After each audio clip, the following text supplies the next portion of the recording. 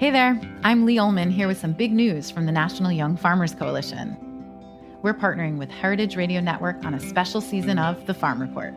It's all about what's happening with the Farm Bill and how it impacts farmers and eaters.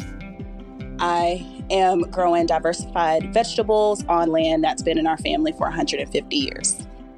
And so with the pandemic, gentrification, property values going up, we had to sell the land and we lost it. Join us as we uncover the untold stories behind this massive piece of legislation that shapes how we grow our food, what we eat, and so much more. The problems we have had, those are things that come from earlier Farm Bill and USDA policy, right? Like Earl Butts, get big or get out. You know, it's my responsibility to know not only what I'm eating, but then like how that all came to be. And realize like, wow, like this piece of legislation, all this money, like it's technically something that I support as a taxpayer. While Congress debates the next Farm Bill, this is not just an invitation to listen. It's a call to action. Be part of the conversation. Subscribe to the Farm Report on Heritage Radio Network, wherever you listen to podcasts. Today's program was brought to you by Fiji Water and Patina Events at Brooklyn Botanic Garden, an idyllic location for weddings, corporate events, and parties of any style. Visit us at patinaevents.com. You're listening to Heritage Radio Network. We're a member-supported food radio network broadcasting over 35 weekly shows live from Bushwick, Brooklyn.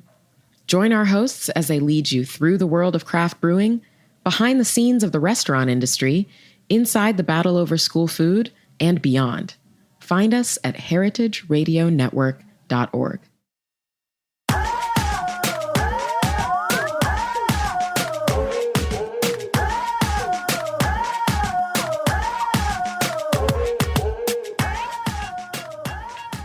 Hello, and welcome to A Hungry Society. I'm Portia Wilson, and this is the show where we talk about food, food media, and so much more. Today's guest is Cha McCoy, Harlem native and founder of CHA Squared Consulting LLC, a lifestyle company with a focus on hospitality, tourism, and gastronomy. Cha has traveled to over 25 countries and received her MBA in Italy in 2012. She is a public speaker, curator, and hosts intimate wine experiences for wine lovers, like The Communion, a weekly tasting event here in New York City. She's an avid traveler and vino-tourist.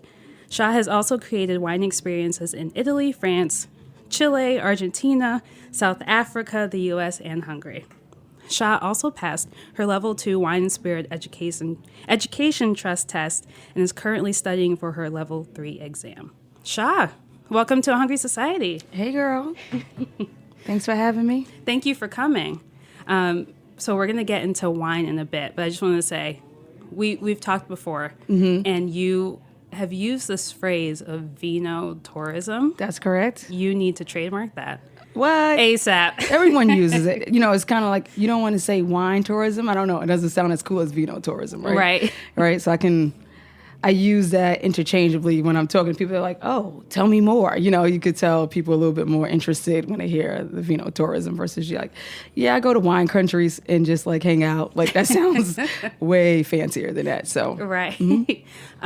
Speaking of traveling and drinking wine, you spent a lot of time in Rome. Yes. And that is kind of where you fell in love with wine. That's Can you where, talk about that? Yeah, that's where the work happened. So I would say my time there, and as you said in the bio, you know, doing my MBA, it's kind of like being sucked into the La Dolce Vita, right? You become part of the life.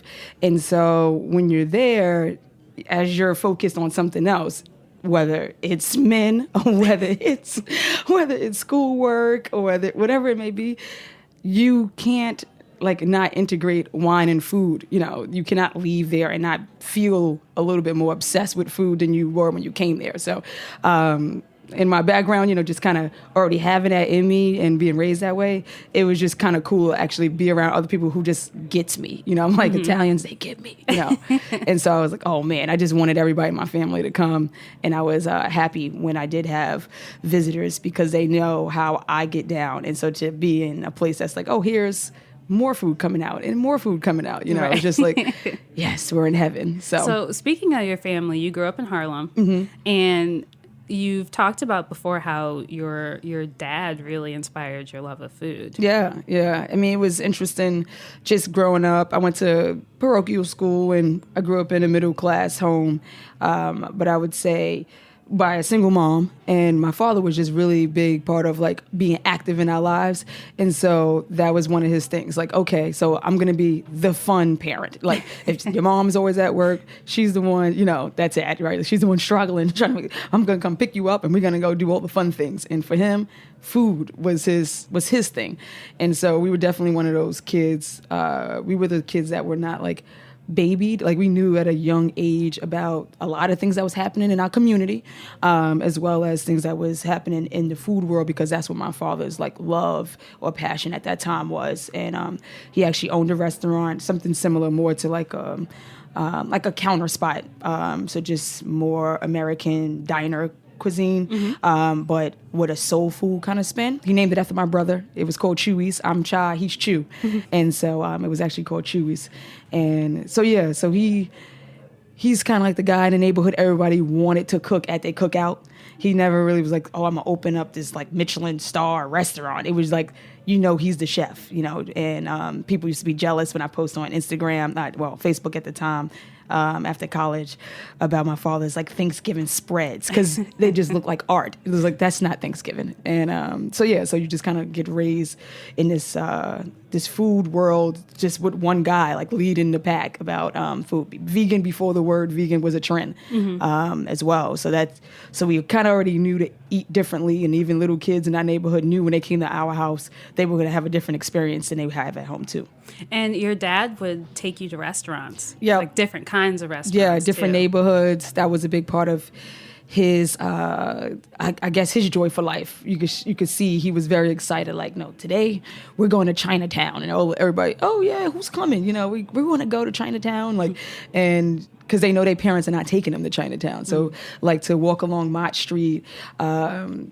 Have homemade ice cream from Dragon, going to Hop Key, and my father like going inside the kitchen and telling them, no, this is how we're making the sauce today. Because my father doesn't eat certain things, so he couldn't translate that, with their menu, and so it was kind of like, no, I can't. I know you put pork in the sauce. You can't do pork. Try this. And so it would work out. And so then we knew when we went there with my dad, they knew to make this alternate version that they use as a substitute to make his gravy versus what they serve everybody else. So it's kind of like you got to walk in with dad, or they're going to make you the stuff that's going to kill us because we don't eat red meat. So we're like, he's the only one they'll make it for. So we got to wait to like eat there with him. So it was like some childhood memories. That's Chinatown. I'm from Harlem, but obviously didn't really grow up in Washington Heights, but going there to eat was a big thing. Going to the original Floridita or on Broadway, and even when drugs ran rampant, up and down at that time when I was young, my father said, yep, we're still going to eat here. Like, so he would know like exact same thing. But that was like we discussed about pairing. He's really big on understanding to go into the neighborhoods of where people were to kind of get that cultural food. Obviously, we can have the local Chinese restaurant food, but that's not Chinese food. And I'm sure even what we're getting as far as the New York version of what I'm getting at Chinatown or in the Heights is still probably not what I'm gonna get if I'm in DR or in China, but it's a lot more closer than somebody else making it on my block and having that exposure of the different cultures when I'm in these different neighborhoods. So from being exposed to all of these different foods and different cultures, you then fully immersed yourself into Italian culture. Yeah, I mean, how was that? I don't even know if at the time I made the connection. I think I made the connection when I was physically in Italy, and I'm like, my father needs to be here. He didn't visit me, but it was very much like I was like, no, like when it was out of body experiences, like I've been eating this way, or when you realize that chicken Parmesan is not a thing. My father doesn't eat chicken, but let's just say like when you actually there and people are like, what? Like, because we assume that to be Italian food. So it is Italian American, and I get that. And then obviously have some root, Parmesan is obviously out there, but until you have like an eggplant Parmesan in Rome, you're like, this is like heaven for you because that's all you're kind of around when you go into Olive Garden, you know, like if that's what your closest experience to Italian food is. In my father's case, he loved going into the South Bronx, and we would go to the Bronx cities areas and neighborhoods, you know, Arthur Avenue up in the Bronx to have Italian food, and yeah, so we feel like we was a little bit closer to, you know, authentic menus than, you know, without taking the trips, basically. Yeah. So that was, you know, pretty cool, but you didn't realize nobody else was eating that way until you came. And they're like, oh, what you do this weekend? You're like, oh, yeah. Or what you have for dinner? And you're like, oh, I had snails and bok choy. And, like, people are like, what?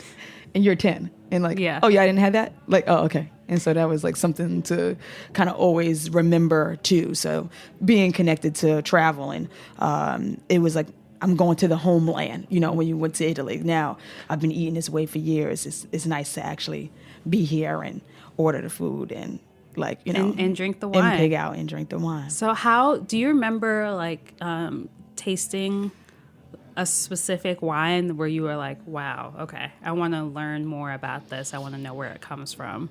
Like, what piqued your interest in wine? A lot of people always ask, where do your love for wine start? So I always start with the food conversation, but I would say the first time I thought about, and this is not wine I fell in love with, but let's just say this is the first time I realized I was drinking wine consecutively and actually ordering it was, I'm guessing everybody's kind of intro one, get ready for this, White Zinfandel. I was like, oh, this ain't bad. You know, you just keep it going. And the guy I was with at the time, we lived together, and he had to have like when I went food shopping, he'd be like, make sure you get that box wine. And we need to keep it. The Franzia? Yes. Ooh, wow. Okay. And he definitely was like, yeah, I needed to be like, it was this feeling like we had wine on tap. Like we never had to run, like I could not let him run out of that. So it was my duty because I was the food shop, you know, I was the one going food shopping, like on the list. If it doesn't say anything else, you know, it was different because I mean, I guess he drank beer too, but I remember maybe Corona he drank, but I just remember him making sure that Franzia White Zin was on the list and in my cart. He was like, take off, you know, whatever else he eat. He's like, get rid of the carrots, the celery. Right. If we don't, everything like, else. If it didn't make my budget, the wine need to make the budget. Like, dude, cut somewhere else.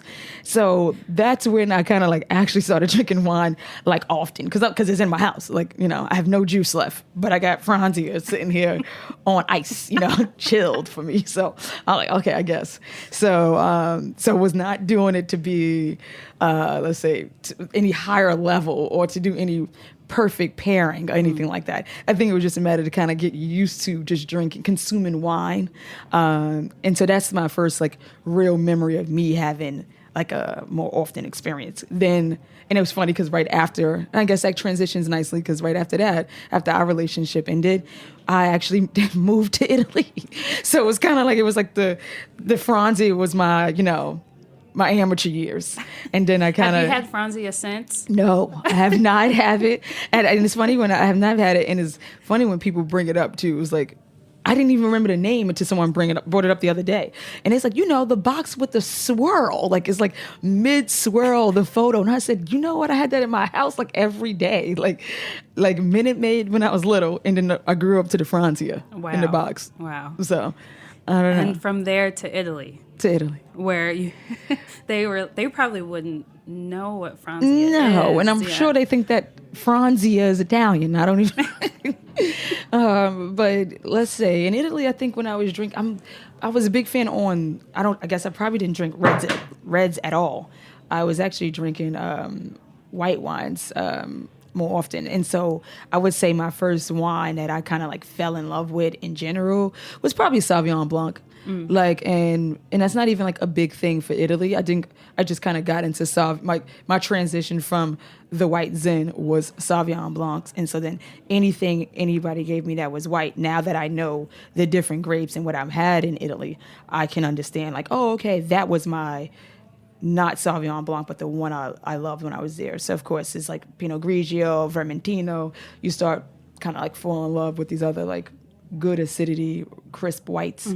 And so, yeah, so I kind of like just took this path.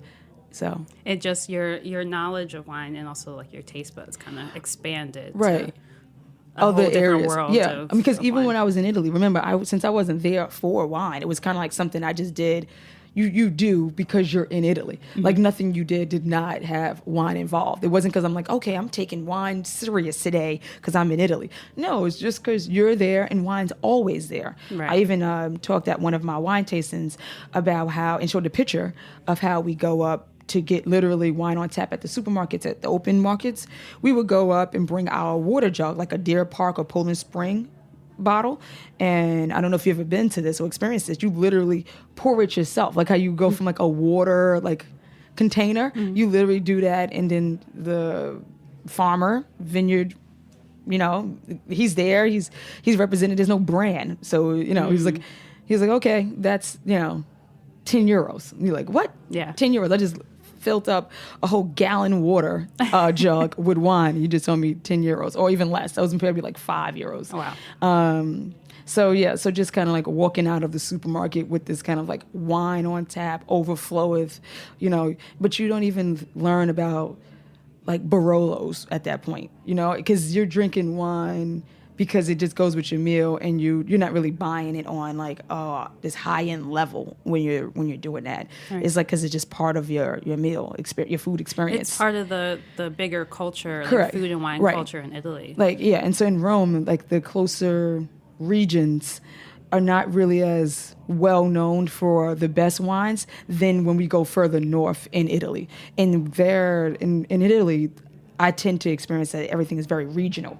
And I think everyone kind of gets that. Like when you're in Milan, you're going to have wines from local areas or local regions to Milan. Same thing for Rome. They're big cities, so of course everything's going to be on the wine list, most likely. But when it comes to like eating at the smaller restaurants there, if you're not at some place that's touristy or a big name, then they're going to have like what they uncle like made. And so then that grape is just Falanghina, and that's, the next region over, then that's what you got. You're not going to say, oh, give me that Vermentino. Like, that's not what we make down here. So you're not even exposed to all Italian wines unless you know how to ask for it and understand the levels, et cetera. So that's why it was actually pretty cool to host my wine tasting the communion in Rome and talking to people who live in Italy about Italian wines, because they're like, oh, okay. Like you could tell it just wasn't something that they connected or they were versed because of work experiences and people talking about special wines, et cetera. So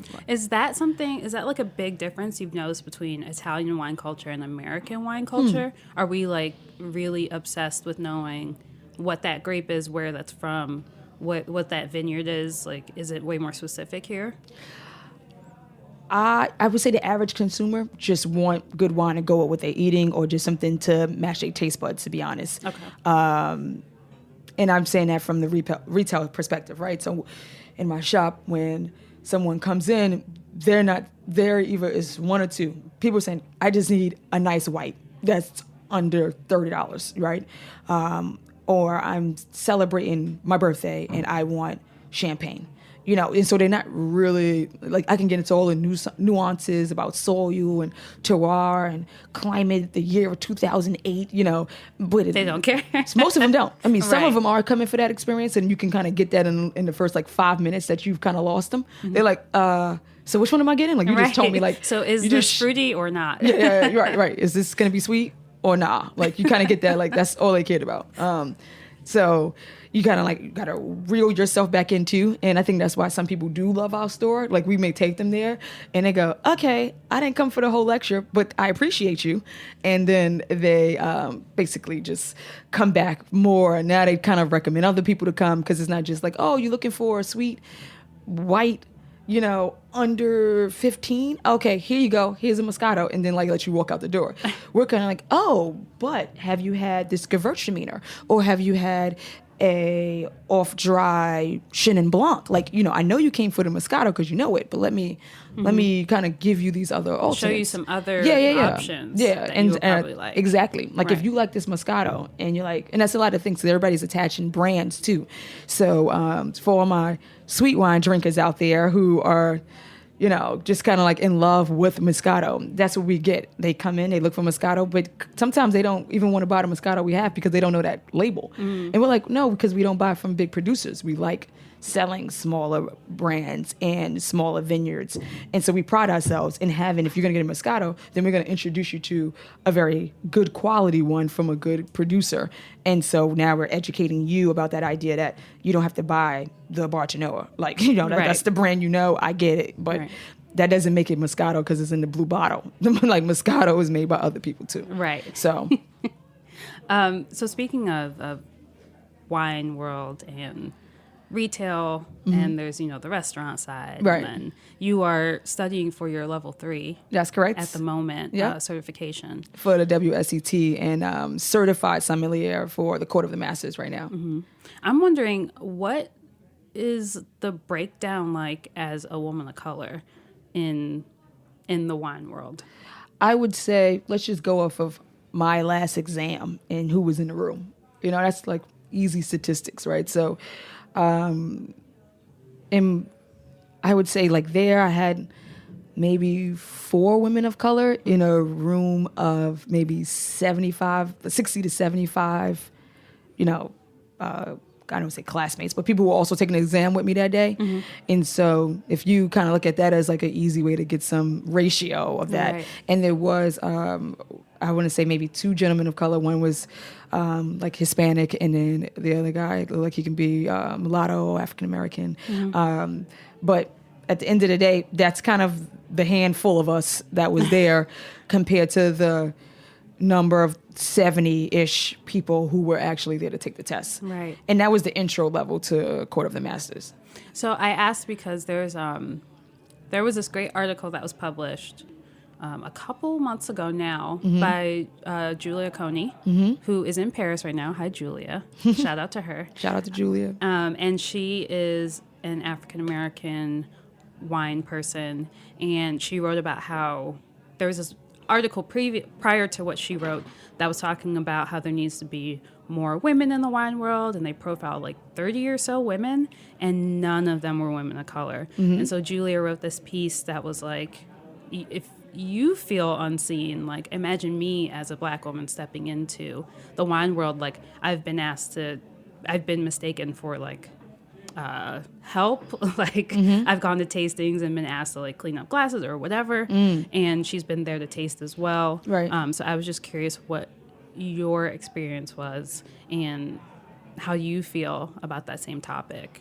I would say, just like even I went to a tasting this week, and I guess they take you by your, and I must go back and say that I'm also an engineer by trade, right? So I'm used to being the one in the room, whether it was from college, whether it's during my graduation, whether it was, and it's because of, studying civil engineering. And then like, even if it was a few more of us who started out in freshman year, by the end of that, when it's time to graduate, now it's down to like 1 and 2, like, and that's it. So I guess for me, it probably didn't, I kind of assume this is the case with all these kind of segmented worlds. Like the more niche you go. So now we're not just talking about who's in the wine world or just liquors in general and spirits. Now we're saying who's at the higher level of this too. So now we're talking about people who either own wine stores, own restaurants.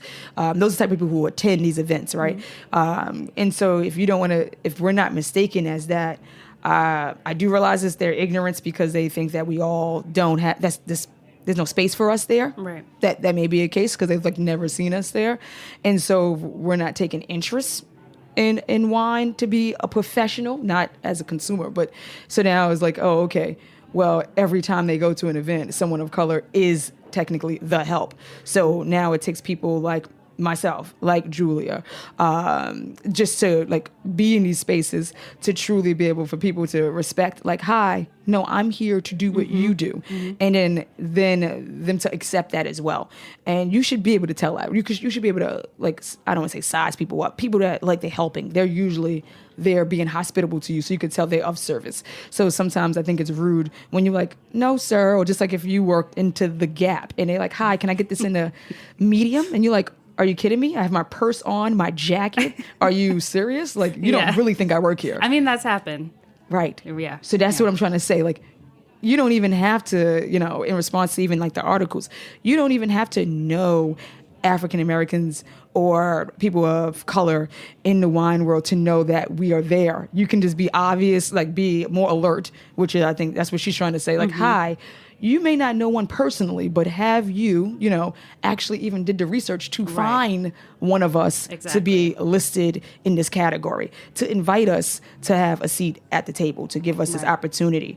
And so then I feel like that's more of where if we're going to actually write this what was called intersectionality that's missing here, then we need to step up. If you're going to say as a feminist, hey, I think there need to be more of us here. We're cracking the glass ceiling, and then if you're going to really stand up for feminism, then don't forget about us as people of color. Don't forget the intersection. Just not African Americans, just all people of color as well. Don't forget that, like you said, intersectionality, where it's not enough to just be like, we need more women. You need more women of color. You need more non-binary folks. You need LGBTQ people at the table in the wine world.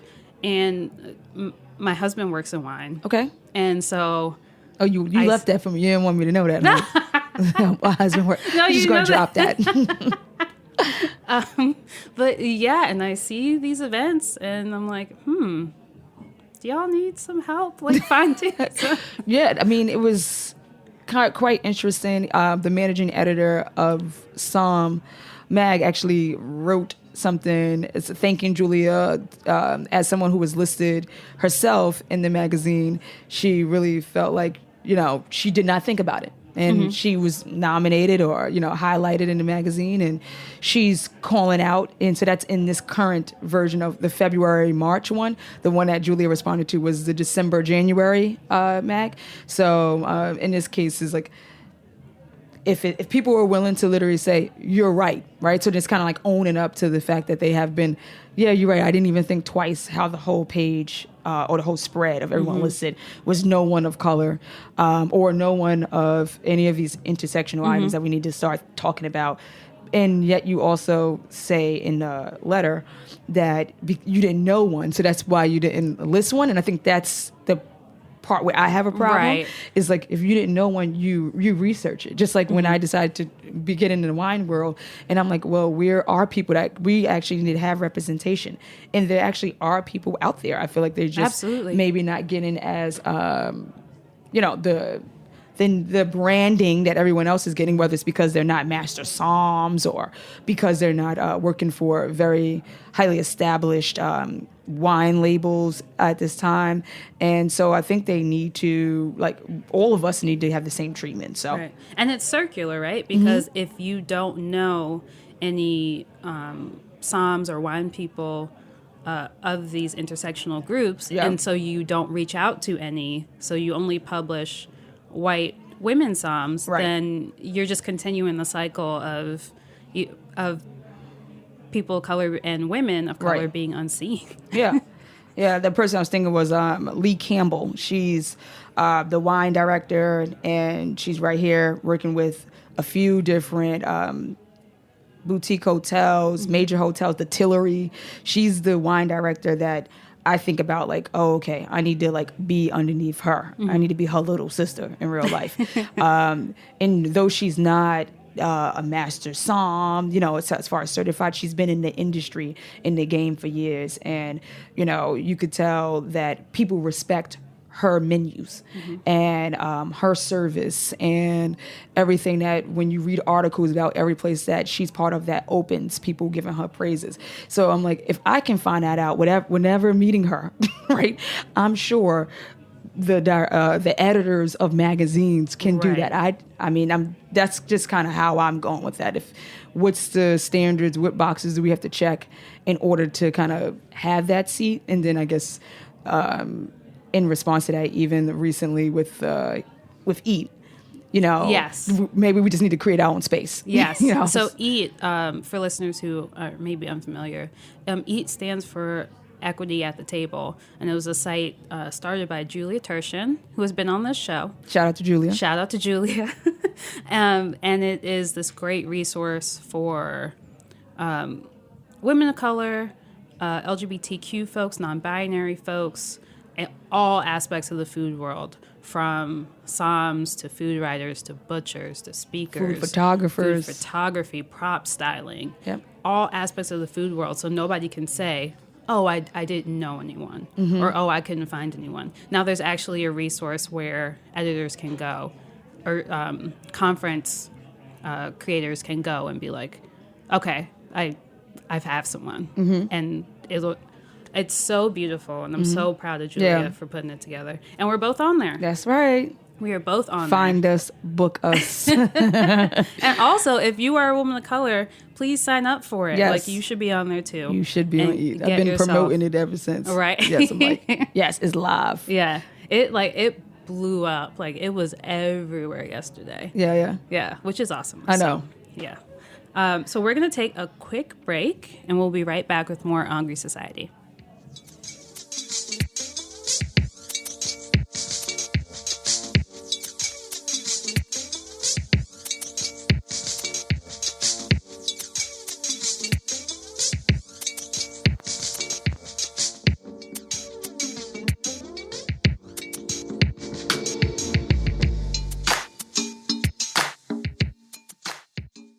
Patina Restaurant Group offers unparalleled service in New York's most iconic locations, including Lincoln Center, Rockefeller Center, and Macy's Herald Square.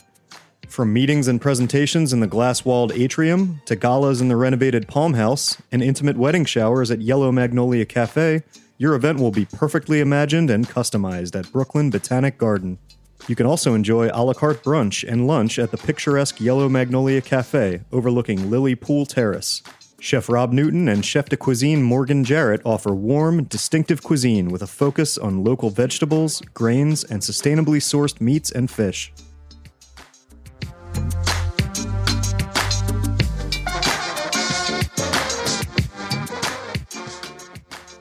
Hey, thanks for listening to Heritage Radio Network. This is Katie, HRN Executive Director, and I'm so excited to share with you our coverage from the Charleston Wine and Food Festival. We are here live today at Charleston Wine and Food. Join us as we talk all things food. Come to Charleston, eat some seafood. Eat all of the seafood. Chicken fried chicken with chorizo steak and salsa verde mashed potatoes. So quintessentially like Southern fare at its finest. And have important conversations. We're also talking about professional women in restaurants and how underrepresented they are, people of color in restaurants, and how they're not talked about. We get real with Food Network's Manit Chauhan. Balance is BS. I was told that I wasn't going to be bleeped out. And find out about raising sugarcane with Chef Sean Brock. It's like being Indiana Jones or something. You never know what you're going to find. You'll come away inspired by the power of food and the food scene in Charleston. Here's Dr. Jessica B. Harris. Food is constantly in flux. Food is always moving. Food is the only real lingua franca that we have that allows us to connect with other folks. So tune in to Heritage Radio Network on tour at heritageradionetwork.org or wherever you get your podcasts. You can't go wrong. All right, so we're back with more A Hungry Society, and we're here with Cha McCoy. So we're going to switch gears a little bit and talk about dining. And we talked in the first half about how much dining shaped you growing up, like going out to eat with your dad. Mm-hmm. At home, did you have any sort of like dining traditions that you and your family had? Nah, we are restaurant goers. Like we, I don't know. I think we're obsessed with eating out. So let's just leave it as that. My dad was, the only thing is, if my dad's there, let him cook. Like I said, he didn't I wasn't raised in the house with him. So it was like, oh, he's here. Oh, let him make sure he'll whip up. It's that kind of magic of chefs that you kind of, geek out about. Like all of that was in my house. I didn't know I had anything. Oh, is he one of those chefs that'll look and be like, come out with all kind of craziness. That was in there. So he's definitely the person that you want control in the kitchen. And my mom even says that's how she learned when they were married. To take food more seriously is through my dad and him just kind of going wild in the kitchen for her during their time together. And everybody remembers this time during Thanksgiving. We he's not always in charge of Thanksgiving. Like when we were growing up, he would like come in. It's almost like more of a potluck kind of feel when my family do it. We would go to my aunt's house or my grandmother when she was alive, and everybody bring their dishes. And my father brought red macaroni and cheese. I have no idea why it was red, how it got red, but let's just say everyone was excited. It was completely how like red, like tomato sauce red. Oh wow, like that kind of color. Like yeah, tomato sauce red. It was this. But everyone loved it. Like everything from the cheese, everything was red. And it's not food dye. But we know he done drained something and did this whole like magic. But it was one of those things that people just didn't get over. Now, people get pasta and you can even get them in the box and it's already red, But my dad did that then and we were like little and the red ones were not in the it's not in the tri-color box. So he did that. Like it was his thing. And so, yeah, and then everything it just like laid perfectly. And it was like always a surprise element. What is he going to bring and what was he going to cook? So, do you go out to eat now? Oh, yeah, all the time. Yeah. What do you make of New York's dining culture? It's where I was born. I was like, it's where I'm like not even born like to the world. I'm like born through food. So, yeah, I'm totally obsessed. I mean, I think that when it comes to even when once you start living in places like when you're not a vacationer and you go into these foreign countries to eat and have these, for me, I've called them all like gastro-tourism, the same thing, like the vino-tourism. I'm having a more serious experience when I'm out on the road and eating. So it's kind of like there's like these places that I have to hit because I'm in these cities. Right, yeah. And then it's kind of like when you actually there long enough to like, okay, I did those 5 places. Now I can like hang out and just kind of go anywhere. And I don't, if somebody's just said, oh yeah, eat around a corner, like I'm for it. And it sometimes end up surprising you and being much better than the place that you like said, you sought after to come eat. So when you're in New York, and because I'm back home and I travel back to Rome, now it's like, it's much easier to just be able to say, hey, let's not go to the ones we know already or the ones that everyone knows it's on the list. Let's just go to some random spot and just kind of see what happens. And I'm creating on my website the Cha list because everyone asks me, Cha, I'm in Harlem. Where do I eat? And I'm like, always gotta I'm like, okay, so, and I'm always with the one with the questionnaire. So do you like this? Do you like that? Well, do you like this? And then like, okay, poof, this is what you should have, And same thing with wine when I'm like, I guess you get that vibe. Like you don't want to give anybody a wrong recommendation. So it's not like, oh, just tell me where you eat. And I'm like, no, but you might not eat. Like, might not love what I love. So let me get you one that's best for you. So what are the biggest differences between restaurant culture here and in Rome? That's like a loaded question. I mean, because I don't want to disrespect anybody from Italy or Rome, but that... that you notice, like what? Yeah, I know, but like service is... it's not a thing. Service in Italy, you have to go somewhere that they, are, I don't know, that gratuity may even be a thing. Like that's not even, so it's this kind of idea of you want this hospitality, but it's literally people being very hospitable. It's not just I'm serving you because you're in a restaurant. It's because, Nona is in the back, she's cooking, that kind of feel. Hospitality is a little bit different than like someone with the perfectly draped napkin over their arm kind of hospitality. And so you come to love that you feel like you're part of the family idea, and people coming over and just bringing you more wine, and that's not going to be on your bill. You keep bringing you more wine, and then they end it with limoncello, like like that's the kind of hospitality you like. Yeah, I'm in Italy. Like that's what I want other people to have when they travel with me, or if I'm going to give them a recommendation when they're in Italy, because that can always just send them to a place that's some Michelin star place that I loved as well that's in Rome. But instead, I'd rather them have that kind of experience, because you can have that Michelin star, fancy, upscale. Yeah, but you want people to get into like the trattorias. Yeah. The cafes and like literally have like someone's grandma really cooking in the back and come out and see how you doing. Yeah. And she's like, va bene, and you're like, yeah, va bene, everything's va bene, tutte bene, and then you move on. So that made me think of my husband and I went to Italy. Okay. And we were in, what city was it? Parma. Okay. And it's kind of in the middle of Italy, like in the breadbasket or whatever. And we had our meal, and it was so good. And we were trying to communicate to the chef how good it was. He was not. He got it a little bit, but my husband and him started connecting on wine. And so he took him down to like the wine cave, and like he pulled out this like old map and showed us where like his friend had a vineyard, and like we ended up staying at the restaurant like an hour or two after it had closed. We were only 3 people in there, like, and having this like full conversation, not speaking each other's language, but like kind of getting it, and like communicating. In this case, the language of love was food and wine, right? Right. But it just, when you were talking about that, like that your family, like you're here, kind of hospitality. Yep.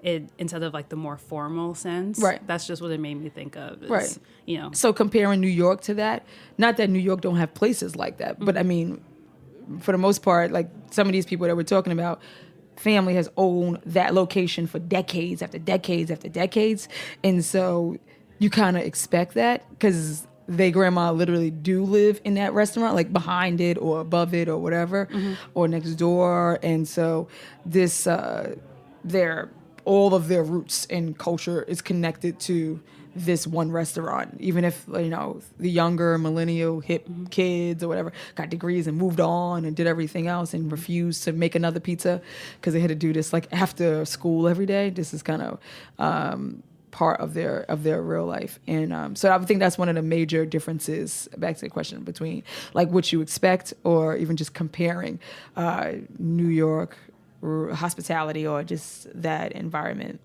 Yeah. Do you have a favorite restaurant at the moment? I would say, I don't know. I think I've been geeking out, which is funny, about fast casual food. It's not just you. The whole I know. The industry's kind of. Every time I see a new one pop up by some like, I'm like, wait, I can't really afford his food in 11 Park Madison. So let me go to his little sister restaurant, you know, and kind of like eat there. So I don't know. So in my mind, that's like not what people wanted you to say, right? And obviously there's no sommelier there most of the time. And so, but you know, that's, as a New Yorker, you're on the go. And I want good food on the go. So I'm like very adamant about that. I don't spend money on bad food. Like I'm paying for good food. Service gotta be, you know, you know, great for what I'm paying for. Obviously, I'm not expecting 11 Park Madison at, you know, dig in, you know. Right. But at the same time, it's like, give me, let everybody be, you know, you can see them cooking the food. You can see the Brussels sprouts get made, like that kind of like, I guess, quick farm to table feel. So I feel better about eating out every day versus my only options before, right? So on that level, I would say that as more of my everyday kind of thing. But I would say my favorite restaurants have always been ones that have been like more memorable for the experiences. I always think about, I went to The Rock. Okay. You know The Rock in Zanzibar? Or for the coast of Tanzania? No, okay. I don't know that one. Okay. You're like, okay. I'm like, so yeah, no. It's just because it's a moment. Like you gotta literally drive, like once you arrive in Stone Town in Zanzibar, you literally gotta drive clear across the whole island to get to the restaurant. There's nothing else over there I need to see but this restaurant. And then What's the food like? It's island food, right? It's literally like, so we're thinking Kenya, then Tanzania, and then Zanzibar is off on the coast. And underneath, you know, a farther down, much bigger, is Madagascar. So just imagine Indian Ocean cuisine, you know, anything that's coming out of the ocean. Seafood? Yeah, I'm a seafood head. That's me all day. Me too. Yeah, so I wouldn't even call myself pescatarian because that means you don't eat chicken at all. I'm like, I do. But so I just rather just be, you know, crazy about seafood. But yeah, so that, you know, having have that whole experience of like they come get you, like it literally is on a rock, like out in the middle of the ocean, so they have to like literally row out to come get you and then row you back. It's a thing. If you Google it, girl. Okay. I gotta tag you in some photos or whatever. Please do. Don't worry, it's gonna make the CHA list when you see it on my site. But definitely know that this was a thing. And my man Anthony Bourdain, and you know, everybody's like, he's kind of like the epitome of when you think about traveling, and then food, right? And so then when you like think about wherever he go, I want to go where he go when I'm in that, country or that town too. So, so I like basing it. I feel like he's very vocal in making sure that places are recognized that are not like, in that case, this is if you want to say fancy place that everybody know about because it's so secluded and this whole experience happens. The food was great, and the experience was just kind of equally as important because of that too. It's like once in a lifetime, right? Like dining who knows experience. if I ever unless I'm really on that side of East Africa again, is like you got to do it. And it was kind of like, obviously I'm the foodie all the time in my group, so people who were traveling with me, they're like, we got to go where? Just for dinner? We're gonna take a boat out to a rock to have They didn't dinner? even know all that part. Wow. But it's because it's clear across the island of Zanzibar, so they just didn't understand why we're paying for this long cab ride to get to a restaurant that's like through like the whole country. Like why are we, what are you signing us up for? So that's kind of like, you gotta, that kind of adrenaline, like people like feel about jumping off of a plane. I get that with, we're about to have the best food experience of our life. Like, are you ready for it? Like, that's how I feel like jumping off the plane, that I'm willing to risk these 4 women in this dark African paved, no lit road to get to this place. And we're going to drive, I don't know, an hour to get there or so, or 2, so that's just, they like, she about to get us killed for food. Like that's how they look at it. In my mind, I'm like, no, it's about to be magical, So we got there right when the sun was like setting. Oh my so goodness. That we must have been saw it, but we weren't beautiful. able to like capture it once we got to the restaurant because it literally was setting at that point. So, but we were the last ones in the restaurant. We had a blast. It was quite the experience. But I always think about Italy as well. Italian Riviera. I don't know if you've been up there to Cinque Terre. Yes, Oh, okay. actually I have. Yeah. And so one of the towns, not the one that's as popular because it doesn't have a beach. They literally had a restaurant where we oversaw like straight into the ocean, into the Riviera, I should say. And I ordered, it just so happened, the lobster and pasta. Not thinking anything of it. Then I'm like, the dude I just ordered with, I'm watching him go catch my lobster. And I was like, is that, like, you're looking out at you're like, oh, nice vista, and you're all excited.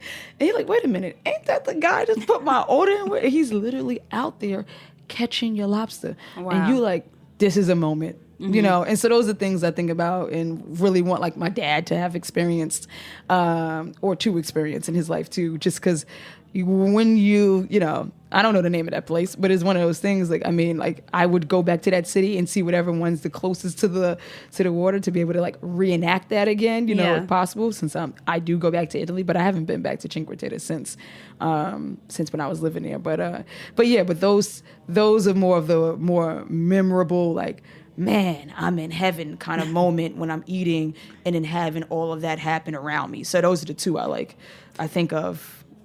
I love it. So from best to worst, can you talk about one of your worst dining experiences you've ever had? It was a chain. Okay. You don't have to name it, but you can if you want to. It was Joe's Crab Shack. Okay. And I just think that they was just missing the mark on, they was trying to feed the people. I get it. They were trying to like, whoa, we didn't realize people have been like waiting to get here. Like in this tri-state area, the closest one was in Jersey for a long time. And then they start like, I guess they realized, oh, we need to put one in New York City. And like, oh, okay, we can actually compete with Red Lobster and things like that. So they just started like, and then me being the seafood person, that was just easy for me to kind of like just have like lunch. Like, some people, they kind of go there for, I could tell it's still an experience for a lot of people. And I'm not, not shunning them. Like it was like, if you want seafood and you waited all month and like, oh, go girl, it's my birthday, we about to go to Joe's, go ahead, rock out, but for me, it was just kind of like, I just wanted like, crab that night. And so I wanted prepared and I wanted a place that, I thought I can trust.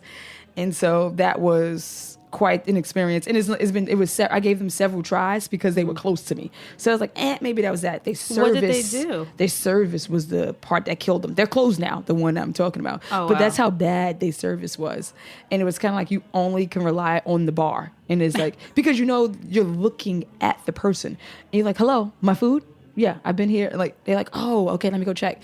And so that became a thing, compared to like, where are the waitresses? Oh, they're busy dancing because they're dancing. Because Joe's Crab Shack was a place where if it was somebody's birthday or somebody did something, they break out into full moves, which was fun, But it was just like, I'm my hungry. food, So that they will always kind of like stain me because I went back and kind of got hurt every time, and I think they did a big push for like hiring locals and bringing them into the community, and so I feel like that's something that I felt like they could have did better, did better at training. I think if your push was like, I want to hire local people, but none of them worked in a restaurant, then maybe you need to give a full-on, more extensive training than what you do at your other Joe's Crab Shacks. I don't know, just throwing ideas out there, right? Get people who actually are passionate about food. Don't just have everybody on the floor be people who just need a job, I love that you went multiple times. Yeah. And you kept trying. Because I didn't have, I would say that my food wasn't, I don't remember, maybe they could have like messed my order up and things like that, but it was just so local for me that it was kind of like, okay, it's cheap, it's seafood, and if they did something like wrong to my food, I would have like gone ballistic. And because they always were so sorry, they end up giving you more. So if you came there and you only ordered that, they'd be like, oh, we're going to give you free, lobster tails in the house just because you waited so long. Or, macaroni, like lobster macaroni, something like that. I did have and I'm gonna end with this bad experience, and I won't say this person's name. They are a small business, so I feel I have a soft spot in my heart for small businesses. But I ordered ramen, and you can definitely taste, and you already know my senses is on high alert doing wine. I evaluate everything. I'm like, there's dishwashing liquid in this. Oh, that's gross. Right. And what made it worse is because I didn't know if it was dirty dishwashing liquid or clean. And so it was just like, it just made me feel horrible. And ramen, of all things, where like the whole broth thing is so yeah, important. the whole thing is broth. Right. And I was like, there's definitely dishwashing liquid in this. And then like, I don't know. The conversation didn't even go well with the owner. You wanted the owner to feel like crazy apologetic, like, oh my God, like you said, the broth is the full like meal, and so you couldn't even basically eat. You had to get a whole new order. So that one was more recent, because Joe's actually been closed for some years now, but that was more recent, and that was a small business, and they're still open. That's awful. Yes.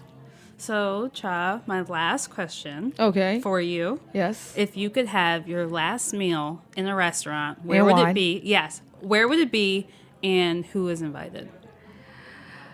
If it's places that I've been to, I would have to, bring my dad, and we would have to go to one of those, restaurants that I mentioned. Like, he's not tracking. Is it The Rock or is it Cinque? Ooh, that's hard. I mean, I would just want him to come see Zanzibar, so I'd probably just bring him there. But I think that he would probably enjoy the lifestyle of being in Italy, so he would probably choose the one in Cinque Terre. But is it just you two, or are you bringing everybody? No, we can just go. Me and my dad have a moment.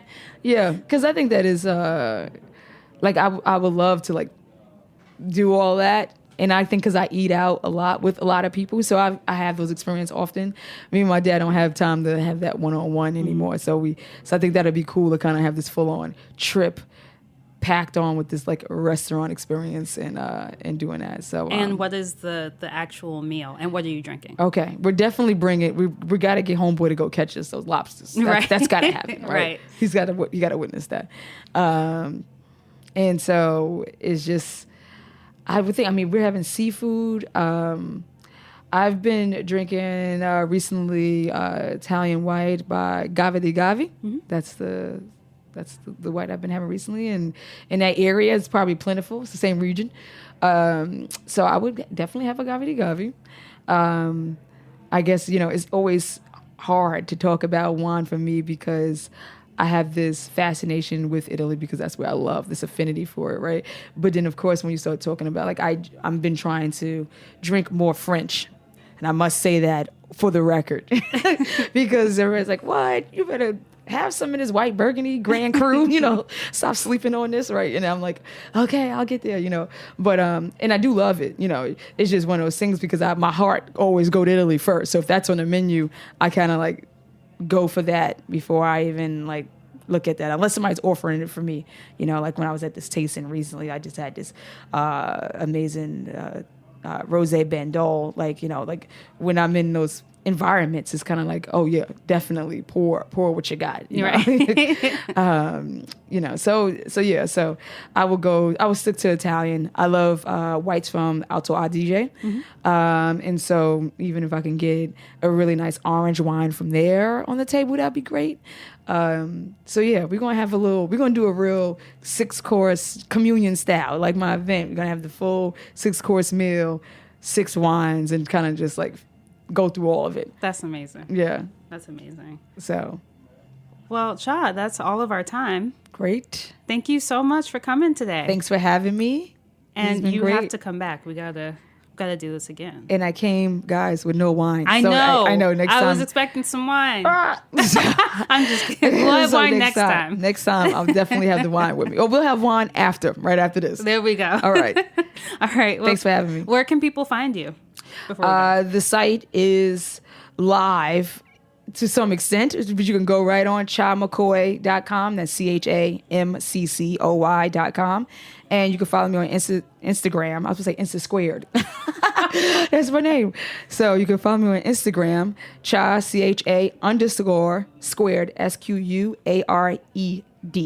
And I go live. I'm going to be speaking at a women's and travel conference about gastrotourism and branding and just very interesting travel world coming up soon in May, or the first weekend in May in Quebec City. Shout out to the Women's and Travel Summit.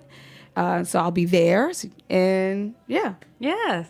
That's amazing. So thank you so much for coming. Thank you. And thank you for listening. We'll catch you next time on A Hungry Society. Ciao.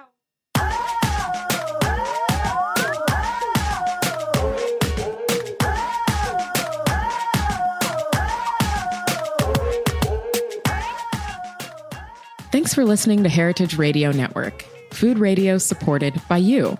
For our freshest content and to hear about exclusive events, subscribe to our newsletter. Enter your email at the bottom of our website, heritageradionetwork.org. Connect with us on Facebook, Instagram, and Twitter at heritage_radio.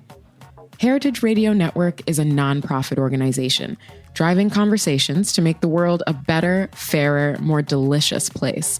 And we couldn't do it without support from listeners like you. Want to be a part of the food world's most innovative community? Rate the shows you like, tell your friends, and please join our community by becoming a member. Just click on the beating heart at the top right of our homepage. Thanks for listening.